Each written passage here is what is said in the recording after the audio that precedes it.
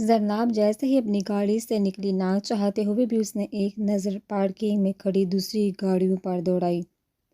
ایک گاڑی پر نظر پڑتے ہی گہرا سانس لیا اور اندر کی طرف بڑھ گئی۔ آج تو وکیل صاحبہ بہت جلدی میں ہیں۔ یہ آواز وہ سوتے ہوئے بھی پہچان سکتی تھی۔ کیا چیز ہو تم مسٹر امین؟ زرناب نے پلٹتے ہوئے پوچھا۔ میرا محبت نامہ تو یقیناً مل گیا ہوگا، پھر بھی سوچا خود وش کر دوں۔ وہ کیا ہے نا، مجھے کافی برا لگے گا تمہارا ہارنا۔ میں تو ہار نہیں سکتا کیونکہ میں صرف جیتنے کے لیے پیدا ہوا ہوں۔ حمید نے زرناب کو غصہ دلایا۔ تکبر، چاہے دولت کا ہو، طاقت کا ہو، رتبے کا ہو، حیثیت کا ہو، حسن کا ہو، علم کا ہو، حسب و نسب کا ہو یا تقویٰ کا ہی کیوں نہ ہو، انسان کو رسوا کر کے ہی چھوڑتا ہے۔ میری یہ بات یاد رکھنا۔ اور رہی بات ہار جیت کی تو ابھی آج پہلی پیشی ہے۔ آگے آگے دیکھو کیا ہوتا ہے۔ یہ جو تمہارے چہرے پر مسکراہٹ ہے نا، نظر نہیں آئے گی۔ وکیل صاحبہ جلنا چھوڑ دے، یہ مسکراہٹ وراثت میں ملی ہے۔ اور ایک بات میری بھی یاد رکھنا۔ اچھا وکیل وہ ہے جو جھوٹ اتنی صفائی سے بولے کہ لوگ اسے سچ سمجھنے لگے۔ اور ایک ٹپ مفت میں لے لو، وہ یہ کہ اچھا وکیل کبھی ہائپر نہیں ہوتا بلکہ کرتا ہے امید ہے۔ یہ دونوں باتیں تمہاری کافی مدد کریں گی۔ مجھے تمہاری مدد کی ضرورت نہیں اور نہ ہی جھوٹ بولنے کی۔ میں ان پر بالکل عمل نہیں کروں گی، مگر پھر بھی یہ کیس جیت کر دکھاؤں گی کیونکہ فتح ہمیشہ حق کی ہوتی ہے۔ بے شک شرط لگا لو۔ چلو شرط لگا لیتے، مجھے ویسے بھی شرط لگانے کا بڑا مزہ آتا ہے۔ اگر تم جیتی تو میں تمہیں RDV8 لے کر دوں گا، وہ بالکل لیٹسٹ ماڈل کی۔ اور اگر میں جیتا، جو کہ پکا ہے، تو تم شادی کر لو گی۔ مجھے منظور ہے۔ اب چلیے، زرناب نے کہتے ساتھ قدم آگے بڑھائے۔ ویسے اگر تم میری بات اپنے پلو سے باندھ لو تو تمہارے کام آئے گی۔ اوہو، تمہارا تو پلو ہے ہی نہیں، ایسا کرو کوٹ کی جیب میں رکھ لو۔ زرناب نہ کوئی جواب دیا اور چپ چاپ چلتے رہی۔ جواب تو دو، منہ میں زبان نہیں ہے کیا؟ حمید نے چلایا۔ زبان سب کے پاس ہوتی مگر بات اور بکواس میں فرق ہوتا ہے۔ اچھا جی، تو یہ بات ہے، دیکھتے ہیں کورٹ میں کیا ہوتا ہے۔ ارے یہ کیا کر رہے ہو؟ تم نے تو کہا تھا کہ پورے ہفتے کے لیے آیا ہوں۔ عطرت نے حذیفہ کو پیکنگ کرتے ہوئے دیکھ کر کہا۔ ماما جانی، کیپٹن اسد کا فون آیا تھا، 2 دن کے اندر اندر گوجرانوالہ پہنچنا ہے۔ یہ تو کوئی بات نہ ہوئی، ابھی تو میں نے تم سے بہت باتیں کرنی تھی۔ اتنے حذیفہ کے پھیلے ہوئے کپڑوں کو سمیٹ کر ایک طرف کیا، خود بر بیٹھ گئی۔ حاضر جناب، آپ نے جتنی بھی باتیں کرنی ہے کریں، حذیفہ نے سینے پر ہاتھ رکھ کر مؤدبانہ لہجے میں کہا اور خود کارپیٹ پر عطرت کے پاؤں میں بیٹھ گیا۔ حذیفہ، تمہیں پتہ ہے مجھے رامین بہت پسند ہے۔ میری شروع سے ہی خواہش تھی کہ وہ میرے گھر تمہاری دلہن بن کے آئے، مگر کیا جب دیکھو مصطفیٰ یہاں ہی پائی جاتی ہے۔ ویسے میں نے کافی دن سے دیکھا نہیں اسے، ہبہ سے لڑائی ہو گئی ہے، اس کے ساتھ گزارا کرنا بھی بہت مشکل کام ہے۔ ہمت ہے ہبہ کی؟ حذیفہ نے پہلے حیرت سے پھر کچھ سوچتے ہوئے جواب دیا، مگر یہ کہ وہ اب دبیر بھائی کے گھر جا رہی ہے ارتضیٰ کی دلہن بن کر۔ اچھا، اللہ رحم کر ارتضیٰ کے حال پر۔ حذیفہ نے مسکراتے ہوئے کہا، جس پر اتنے نے اس کے سر پر ہاتھ میں، اتنی اچھی بہو کہاں ملے گی مجھے؟ فکر نہ کرے، اس سے زیادہ اچھی بہو ملے گی۔ آپ نے اگر ایٹم بم جیسی بہو لینی ہے تو خود ہی تلاش کرو، لیکن اگر اپنے جیسی کوئی معصوم سی پیاری سی بڑی سی بہو چاہیے ہو تو کیپٹن حذیفہ بحالی سے رابطہ کرے۔ حذیفہ نے اپنی شرٹ کا کالر درست کرتے ہوئے کہا، مطلب کیا ہے؟ آپ بھی مطلب پوچھیں گے؟ مجھے شرم آ رہی ہے کہ اپنے منہ سے بتاؤں، مجھے ایک لڑکی بہت پسند آ گئی ہے، میں چاہتا ہوں وہ جلدی سے آپ کی بہو بن جائے۔ بڑی جلدی ہے تمہیں شادی کی؟ ماما جان نے شادی کی جلدی نہیں، بس آپ کے پوتے پوتیوں کی پڑھائی لیٹ ہو رہی۔ اچھا تو یہ بات ہے، مگر وہ کون ہے؟ کہاں رہتی ہے؟ کیسی ہے؟ بس کرے، کیا ہو گیا ہے؟ میں نے رابطہ کرنے کو کہا ہے۔ پہلے آپ مجھ سے رابطہ کر، رشتے کے سلسلے میں، پھر فیس ادا کر، اس کے بعد آپ کو قوائف دیے جائیں گے۔ بے شرم، ماں سے فیس لے گا؟ ہاں بالکل لوں گا، اتنی پیاری بہو مفت میں تھوڑی دوں گا۔ حذیفہ کہتے ساتھ ہی اٹھنے لگا جب عطر نے اس کا کان پکڑ لیا۔ اف ماما پلیز میرا کان چھوڑیے، مجھے مظلوم پر اتنا ظلم نہ کیا کر، بغیر کان کے میں بالکل بھی اچھا نہیں لگوں گا۔ فیس بتا اپنی۔ بس ایک کپ چائے اور ایک پلیٹ باداموں والا حلوہ۔ حذیفہ نے اپنے کان کو ملتے ہوئے کہا، فیس تجھے 1 گھنٹے میں مل جائے گی، مگر لڑکی اب کب دکھائے گا؟ جب خود دیکھوں گا تو آپ کو بھی پکا اسی وقت دکھاؤں گا۔ اب آپ میری فیس کا بندوبست کرو اور مجھے پیکنگ کرنے دو۔ حذیفہ کپڑے دوبارہ طے کرنے لگا۔ حذیفہ ایک بات اور بتانی تھی، تجھے پر وعدہ کر کے کسی اور کو نہیں بتائے گا۔ وہ کیا؟ اطہر کے لہجے میں جھلکتا پیار حذیفہ کو حیران کر گیا۔ رامین میری بہو نہیں بن سکتی جس کا دکھ مجھے ساری زندگی رہے گا، مگر ہبہ کو حنین بھائی اپنی بہو بنا ہے اور اس کی مجھے اتنی خوشی ہے کہ کیا بتاؤں۔ سچ میں؟ اچھا ہے، مجھے اور ہبہ کی جوڑی بہت اچھی لگے گی۔ جی نہیں، انہوں نے حمید کے لیے رشتہ مانگا ہے اور میں نے ہاں کر دیا۔ حمید جیسا لڑکا کہاں ملتا ہے، وہ بھی اس زمانے میں ہر لحاظ سے پرفیکٹ۔ اطہر کے جملے پر حذیفہ تھوڑی دل کے لیے سکتے میں چلا گیا۔ کیا کہا؟ حمید یعنی حمید ملک؟ جی بالکل، حمید ہی تمہاری اور اس کی بہت گہری دوستی ہے۔ اچھا نہیں لگا تو میں ماما جانی، اگر مجھے اچھا نہیں لگے گا تو اور کس کو اچھا لگے گا؟ چھوڑوں گا نہیں۔ مجھے نہیں بتایا؟ ہر سالہ ہوں اتنی فیس لیتا رہا ہے مجھ سے۔ حذیفہ نے خوشی سے اطہر کو گلے لگا لیا۔ حمید کے بچے، اگر تم نے مجھے فیس سے سود سمیت واپس نہ کی تو میں بھی تیرا سارا نہیں۔ اب مزہ آئے گا جب وکیل فوج کے نیچے آئے گا۔ جی جناب، کیسے یاد کیا؟ ارتضیٰ نے رامین کی کال وصول کرتے ہوئے پوچھا۔ بیمار ہوں اس لیے فون کیا ہے کہ ڈاکٹر کو بتا دو۔ اچھا کیا ہوا؟ پاکستان وہ واحد ملک ہے جہاں ڈاکٹر کا کام صرف دوائی دینا ہے، مریض کی تشخیص کرنا نہیں، کیونکہ مریض یہ کام خود کرتے ہیں۔ ڈاکٹر صاحب مجھے بخار ہے، نزلہ ہے، زکام ہے، کھانسی ہے، پیٹ میں درد ہے وغیرہ، کبھی تو سیریس ہو جایا کرو۔ اچھا جی، ہوگی سیریس اب کیا؟ تم بتاؤ کیوں فون کیا ہے؟ بتایا تو ہے، تکلیف ہے۔ کہاں؟ دل میں؟ اچھا، مگر میں دل کا ڈاکٹر نہیں ہوں، اس میں آپ کی کوئی مدد نہیں کر سکتا۔ چلو جی، فیصلہ ہو گیا، آپ میری کوئی مدد نہیں کر سکتے۔ اب اس بات پر قائم رہنا۔ رامین کی دھمکی پر ارتضیٰ چونک پڑ ہوئی۔ اگر تم نے کوئی الٹی سیدھی حرکت کی تو اچھا نہیں ہوگا۔ سمجھی؟ الٹی سیدھی کا تو پتہ نہیں، لیکن ایسی ویسی ضرور کروں گی۔ مطلب یہ کہ آج میں اپنے سسرال آ رہی ہوں خالہ آنٹی کو بتانے کہ تم مجھ سے شادی نہیں کرنا چاہتے۔ مگر میں نے یہ کب کہا؟ ابھی تو کہا ہے کہ تم میری کوئی مدد نہیں کر سکتے۔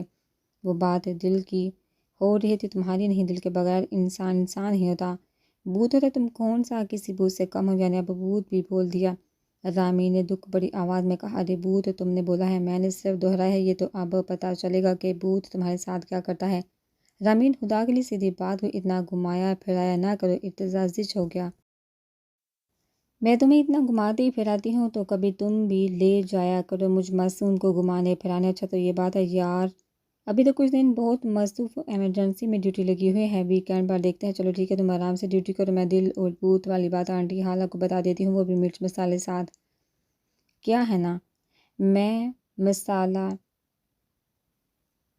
بہت اچھا لگاتی ہوں، آگے پھر تم جانو۔ اور وہ اس سے پہلے رامین فون بند کرتی ارتضیٰ بول پر، اچھا ناراض مت ہو، 9 بجے ڈیوٹی ختم ہوگی، تم آ جانا، لے جاؤں گا جہاں کہوگی۔ سوری، آ جانا نہیں، لے جانا، میں انتظار کر رہی ہوں۔ ہاں ایک بات یاد رکھنا، میں وقت کی بہت پابند ہوں، اگر تم نہ آئے یا وعدہ خلافی کی تو پھر تم مجھ سے گلہ نہ کرنا۔ جی بہتر، پہنچ جاؤں گا۔ ارتضیٰ نے عاجزی سے جواب دیا، بہتر ہے کہ تم پہنچ جاؤ ورنہ میں پہنچ جاؤں گی۔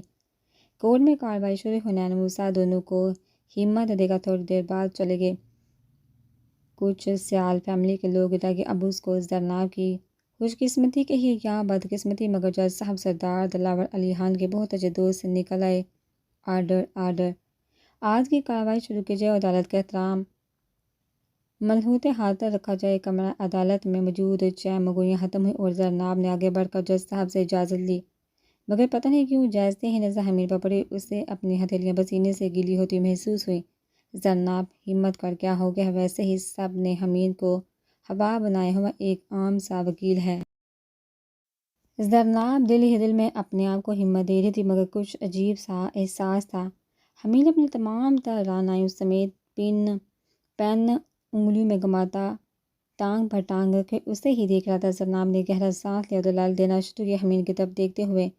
وہ شروع میں ہی غلطی کر بیٹھی، جیسے اس کے منہ سے نکلا کہ مسٹر مہر سیال پر میری معزز موکل ابریش کو زبردستی گھر میں بند کرنے، جائیداد پر قبضہ اور ان کا پاسپورٹ ہتھیانے کا دعویٰ دار کیا گیا ہے۔ میں اس ضمن میں کچھ دستاویزات پیش کرتی ہوں تو حمید بول پڑا، آبجیکشن یور آنر۔ یہ کیسے؟ زرتاشے کی طرف سے کیا گیا ہے۔ اب برش کی نہیں وکیل استغاثہ پہلے اپنی معلومات درست کرے۔ 1 منٹ کے لیے زرناب کو سب کچھ گمتا ہوا محسوس ہوا، مگر پھر اسے حمید کی ٹپ یاد آ گئی۔ جھوٹ اتنی صفائی سے بولو کہ سچ لگے۔ زرناب نے سنبھلتے ہوئے ایک پیپر جج صاحب کو پیش کیا۔ Objection over rule. جس سے زرناب کو حوصلہ ہوا۔ پھر زرناب نے اعتماد کے ساتھ اپنے دلائل مکمل کیے۔ وہ 2 گھنٹے کی سماعت کے بعد عدالت نے اگلی سماعت 1 ہفتے کے لیے ملتوی کر دی۔ عدالت سے باہر آتے حمید نے مسکرا کر زرناب کو دیکھا۔ میری بلی مجھے ہی میاؤں۔ حمید کا اشارہ سمجھتے ہوئے زرناب نے جواب دیا۔ نہ میں بلی ہوں نہ ہی میاؤں کرتی ہوں۔ پہلے ہی اپنی معلومات درست کر۔ ویسے اگر تم بلی ہوتی تو کتنی پیاری ہوتی، قسم سے میں تمہیں پال لیتا، اور کہہ کے لگانے لگا، جبکہ زرناب تیز قدموں سے باہر آگے بڑھاتے ہوئے ایک اور مصیبت میں پھنس گئی۔ باہر میڈیا کے لوگوں کا رش لگا ہوا تھا۔ وہ طرح طرح کے سوال کرنے لگے۔ کیا یہ سیال فیملی کو بدنام کرنے کی سازش ہے تاکہ مہر سیال الیکشن ہار جائے؟ آپ اپنے بابا کو جتانے کے لیے ایسا کر ہی ہیں۔ یہ لڑکی کون ہے، کہاں سے ہے، آپ کا اس سے کیا تعلق ہے؟ وغیرہ۔ زرناب کو سمجھ نہیں آ رہی تھی کہ کیا جواب دے۔ وہ آج واقعی بہت تھک گئی تھی، اور اسے اس بات کا اندازہ بھی ہو گیا تھا کہ حمید سے جیتنا اتنا آسان ہے جتنا اسے لگ رہا تھا۔ آپ لوگ پلیز سوالات سے پرہیز کریں۔ ابھی کیس عدالت میں ہم کچھ کہہ نہیں سکتے، پھر بھی اگر آپ نے کچھ پوچھنا ہے تو سیال فیملی سے رابطہ کریں۔ شکریہ، حمید کہتا ہوا ہاتھ کے اشارے سے جگہ بناتا پارکنگ کی طرف بڑھ گیا، اور زرناب نے دل میں شکر کا کلمہ پڑھا، اس کی پیروی میں چل پڑی۔ دیکھا میں نے تمہیں کیسے بچایا، میڈیا سے زیادہ سمارٹ بننے کی ضرورت نہیں، میں بھی یہی کہنے والی تھی۔ سیریسلی؟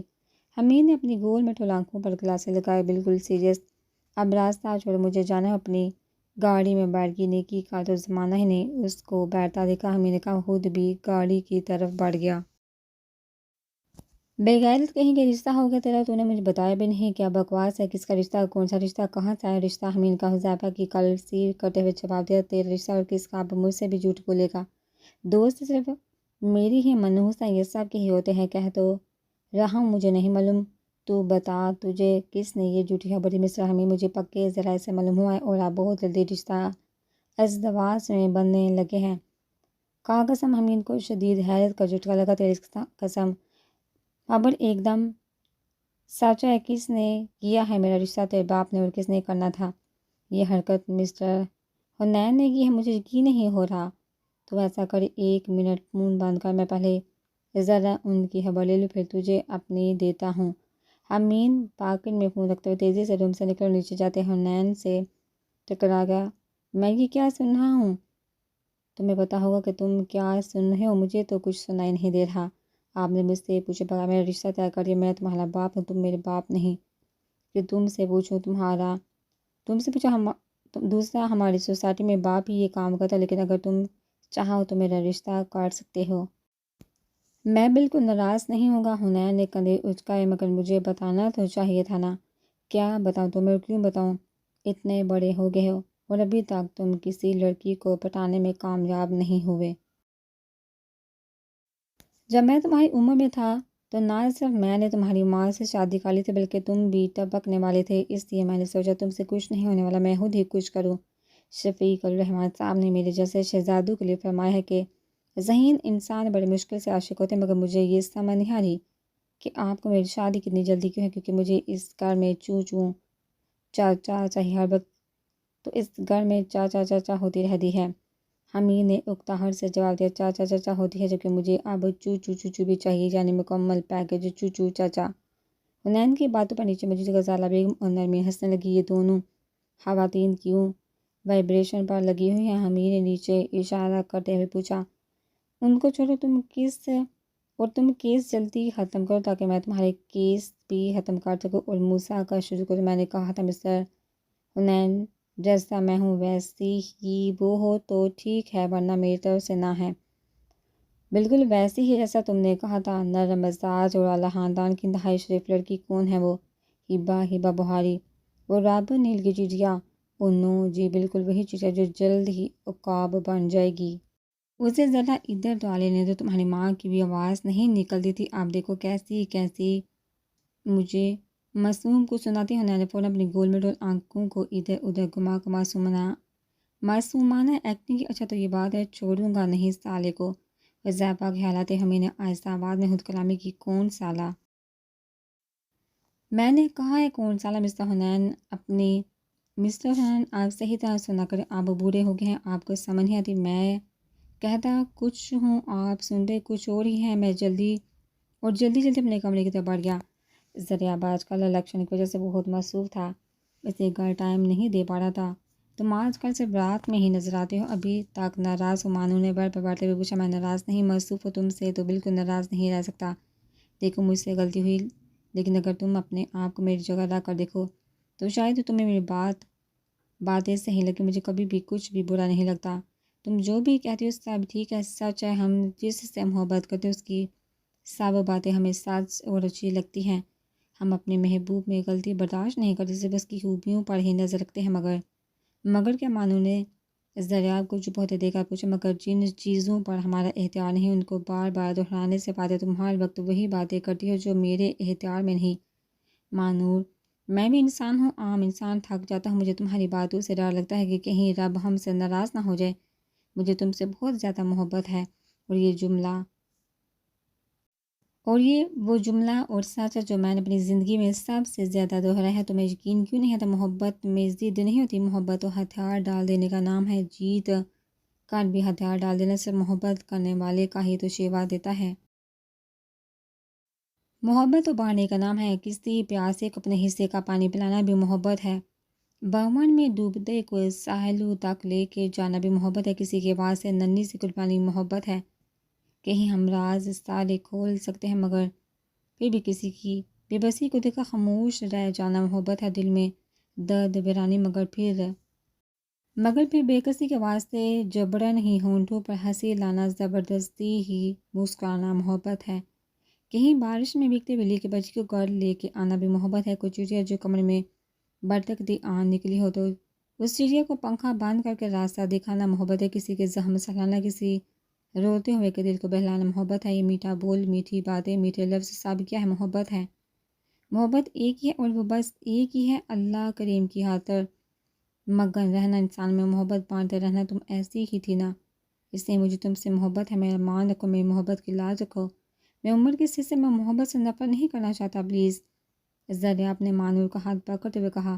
سب کی یہ سب باتیں سن کر مانور کی آنکھوں سے آنسو بہنے لگے۔ سوری ذریعہ، بامشکل مانور کے منہ سے یہ جملہ نکلا۔ پہلی پیشی سے ہی میڈیا نے شور مچایا ہوا تھا، جسے دیکھو سیال فیملی کی شرافت کی گواہی دینے میڈیا پر پہنچا ہوا تھا۔ کوئی ان کے سوشل ورک کے بارے میں لمبا چوڑا پروگرام پیش کر رہا تھا، کوئی ان کے ترقیاتی منصوبوں کی تفصیل بتا رہا تھا، کوئی لوگوں کی انٹرویو کر رہا تھا کہ لوگ کتنے خدا ترس اور نیک لوگ ہیں۔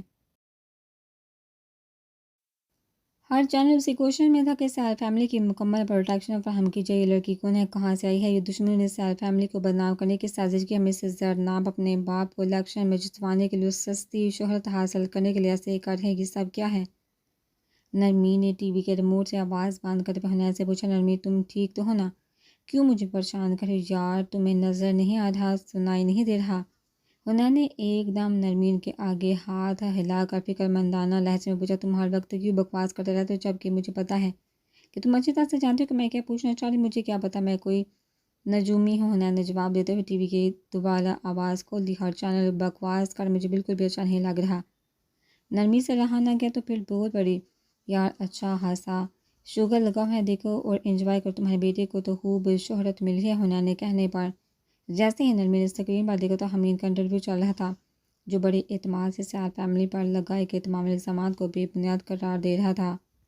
مجھے تم دونوں باپ بیٹے کی مسٹری سمجھ نہیں آتی، کرتے کچھ ہو کہتے کچھ ہو۔ نرمین کہتی ہوئے صوفے سے اٹھنے لگی جب حنین نے رکا۔ نرمین تمہیں پتہ ہے باپ کو اپنے خون پر جبکہ ماں کو اپنے دودھ پر اعتماد ہوتا ہے۔ پتہ ہے تمہیں کیوں حمید پر اعتماد نہیں؟ کیونکہ تم نے اسے اپنا دودھ پلایا ہی نہیں۔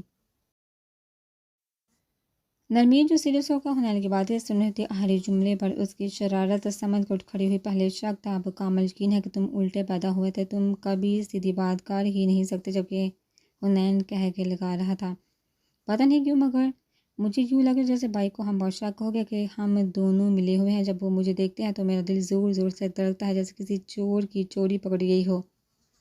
موسیٰ نے جیسے ہی یہ کہا زرناب نے کہہ کے لگانا شروع کر دیا، موسیٰ سمجھے تو فی الحال تم پر بہت پیار آ رہا ہے، وہ بھی منو کے حساب سے حد ہے، کوئی اتنا بھی ڈرتا ہے؟ تم کتنے ڈرپوک ہو، مجھے یہ سمجھ نہیں آتی تم اتنا بڑا بزنس کیسے چلا رہے ہو؟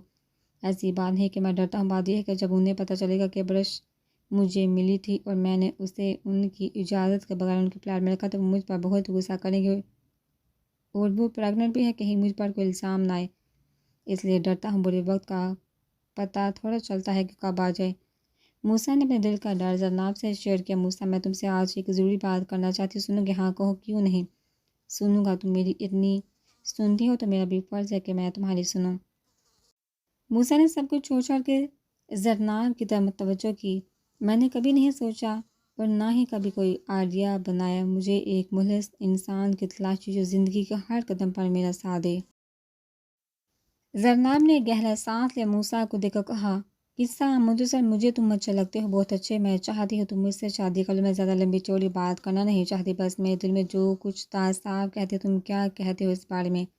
آخر میں زرناب نے مسکرا کے موسیٰ کی طرف دیکھا۔ زرناب، میں نے کبھی اس بارے میں نہیں سوچا، یہ فیصلہ ماما کریں گے کہ مجھے کسی سے شادی کرنی، کیونکہ اب تک میری زندگی کے سارے فیصلے انہوں نے ہی کیے ہیں، اس لیے میں کیا کہہ سکتا ہوں۔ میں تمہارا دل نہیں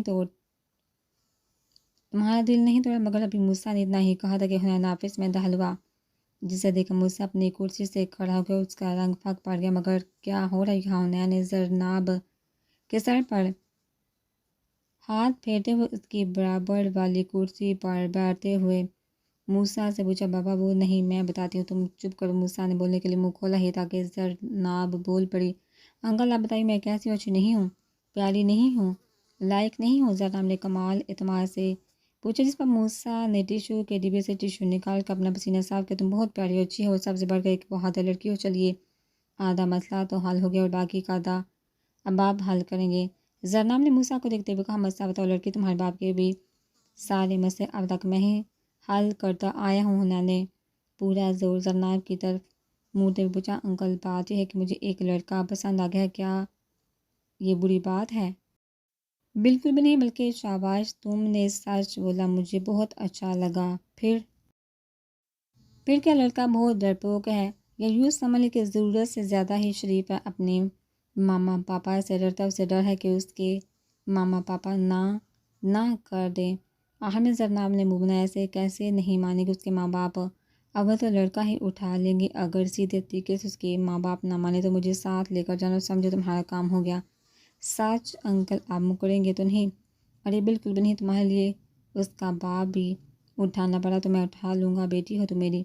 میں ان لوگوں میں سے نہیں جو بیٹے کو تو پسند کی شادی کی اجازت دیتے ہیں مگر بیٹیوں پر پابندی لگاتے ہیں یا اپنی مرضی مسلط کرتے ہیں۔ میں نے رامین کا بھی ساتھ دیا تھا اور تمہارا بھی ساتھ کھل کے دوں گا۔ شکریہ انکل۔ حنین زندہ آباد۔ اچھا، زیادہ مسکرانا لگا۔ حنین نے اسے پیار کیا اور موسیٰ کو مخاطب کیا، تمہاری کیوں بارہ باچا جی؟ کچھ نہیں، بس ویسے ہی۔ جبکہ زرناب کہہ کے لگانے لگی، اب اس کے 12 ہیں، بجا کریں گے انکل۔ موسیٰ کی بدقسمتی کہی یا نرمی کی، مگر آج نرمین مارکیٹ کسی کام سے گئی تو اس نے موسیٰ کے ساتھ کلینک سے ایک لڑکی کو نکلتے دیکھا جو پریگننٹ تھی۔ موسیٰ ایک پریگننٹ لڑکی ساتھ نہیں، مجھے غلط فہمی ہوئی ہے، میرا موسیٰ ایسا نہیں ہو سکتا، ناممکن۔ نرمین نے اپنی گاڑی کو دوبارہ ریورس کر اچھی طرح سے دوبارہ گاڑی میں بیٹھی، اس لڑکی کو دیکھا، پھر ڈرائیونگ سیٹ پر بیٹھے موسیٰ کو جو اس لڑکی سے باتیں کر رہا تھا۔